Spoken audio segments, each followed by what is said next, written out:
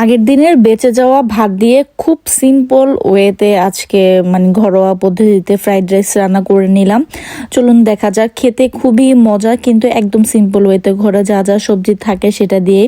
তো আমি এখানে কিছুটা গাজর, তারপরে হচ্ছে বরবটি, ব্রকলি আর হচ্ছে লাল ক্যাপসিকামটা ঝুরি করে কেটে নিয়েছি। আর এখানে কিছু গরুর মাংস আমি একদমই কিউব করে কেটে নিয়েছি।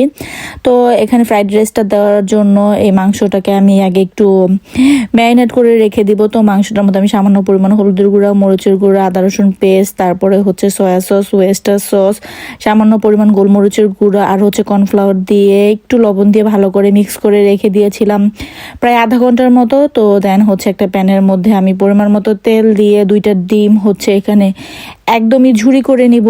তো এটা হচ্ছে একদম চালাকি রেসিপি, কারণ দেখা যাচ্ছে যে রাত্রবেলা রান্না করা লাগতো। তো ভাবলাম যে যেহেতু ভাত আছে তাহলে একটু গরুর মাংস ভিজিয়ে সবজি দিয়ে রান্না করে ফেলা যাক, খেতেও খুবই মজা হবে।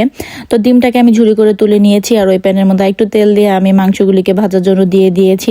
একসাথে ভেজে নিচ্ছি। তো যতটুকু প্রয়োজন হবে ফ্রাইড রাইসের জন্য অতটুকু রেখে বাকিটুকু হচ্ছে আমি তুলে নিব। ওইটাকে দিয়ে একটু মানে জাস্ট বিফ চিলি করে নিব সাথে খাওয়ার জন্য। আর এদিকে আমি পেঁয়াজ, রসুন আর কাঁচা মরিচ হচ্ছে কুচি করে কেটে রেখেছিলাম, সেটা অ্যাড করে দিলাম। আর 1 কিউব হচ্ছে 2 কিউবের মতো হচ্ছে বাটার অ্যাড করে দিলাম। বাটার দিলে মানে ফ্রাইড রাইসের গ্রানটা আমার কাছে খুব ভালো লাগে খেতে, চটজলদি হয়ে যায়, ভালোই লাগে। সিম্পল ওয়েতেও সবজিও খাওয়া হয়ে যাচ্ছে। একদম কিউব করে দিয়েছি যাতে সাজেল খায় সবজিটা। এভাবে কিউব করে দিলে আর সাজেল মানে সবজিগুলিকে তুলে তুলে ফেলে দেয় না। তো এভাবে দিলে সম্পূর্ণটাই খায়। তো সবজিগুলিকে সব দিয়ে এর মধ্যে আমি সামান্য পরিমাণ লবণ আর গোলমরিচের গুঁড়া দিয়ে 2 থেকে 4 মিনিট হচ্ছে ভেজে নিব। এখন হচ্ছে যা যা সস দেওয়া সেটা দিয়ে দিবে। এখানে টমেটো কেচাপ দিয়েছি, সয়া সস দিয়েছি, ওয়েস্টার সস দিয়েছি আর হচ্ছে রেড চিলি সসটা দিয়েছিলাম।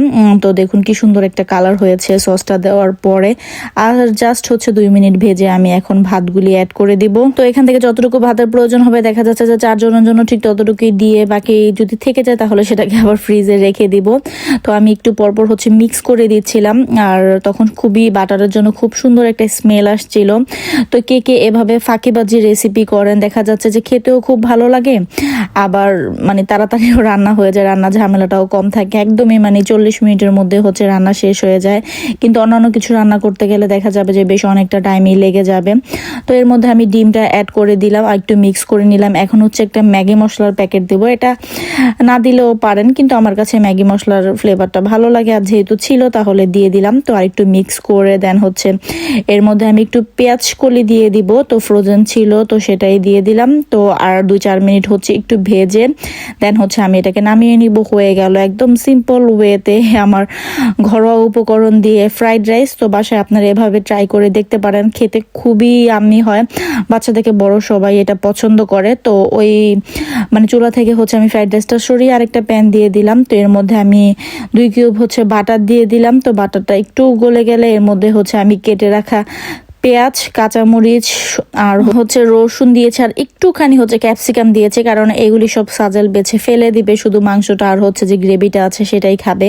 তো এখানে একটু লবণ আর হচ্ছে আমি গোলমরিচ গুঁড়া দিয়ে দিয়েছিলাম। দেন হচ্ছে মাংসগুলিকে দিয়ে একটু ভেজে দেন হচ্ছে এর মধ্যে যা যা সস দেওয়ার সেগুলি দিয়ে দিব। ওই তো সেই সসই সিম্পল ওয়েতে মানে যা যা সস আছে যেটা আপনার মনে চায় সেটাই দিয়ে দিবেন। আমি সয়া সস, ওয়েস্টার সস আর হচ্ছে একটু টমেটো কেচাপ দিয়েছিলাম।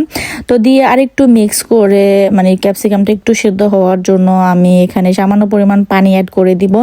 দেন হচ্ছে লাস্টে কর্নফ্লাওয়ার গুলো পানি দিয়ে দিব। তো হয়ে যাবে রাতের খুবই সিম্পল খাবার। তো যাই হোক, আজকে ছোট্ট একটা ভিডিও, আশা করি আপনাদের ভালো লাগবে। যদি ভালো লেগে থাকে তাহলে অবশ্যই একটি লাইক দিবেন।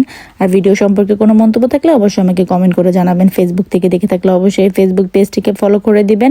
আর ইউটিউব থেকে দেখে থাকলে অবশ্যই ইউটিউব চ্যানেলটিকে সাবস্ক্রাইব করে দিবেন।